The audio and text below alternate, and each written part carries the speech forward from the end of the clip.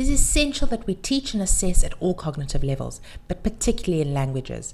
Language is such a fundamental subject, and we need to make sure that the learners develop these skills at all levels so they're fully able to understand the language and use it, and of course have a good chance of performing well.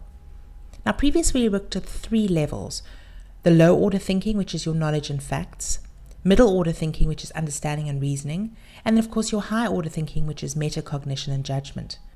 Now, in languages, they divide this into 4 levels. Your lowest level is your literal and organization.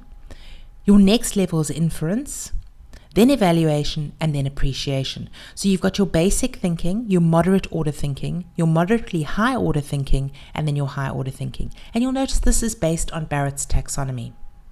Now, these 4 levels are divided up into a percentage weighting, and this determines how much of the assessment should be set at this level, but more importantly, how much teaching time should be spent developing these different cognitive skills. So if we have a look at the literal and organization, 40% of our time and 40% of assessments should be based on this, 40% on inference, and then 20% on the highest 2 orders, the evaluation and appreciation.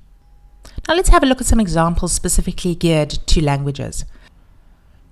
At your basic thinking skills, you want to ask the learners questions that deal with information explicitly stated in text.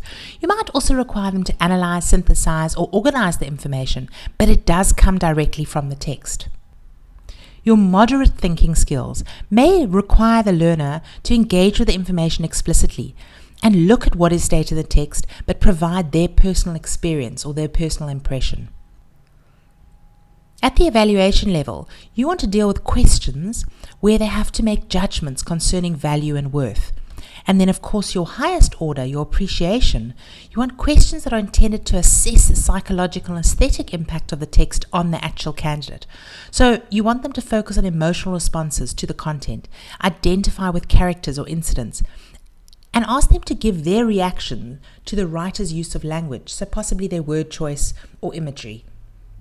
It's really important that we incorporate all these different skills in all our teaching and assessment, because this is going to ensure that our learners really develop the language properly and have a chance of performing better.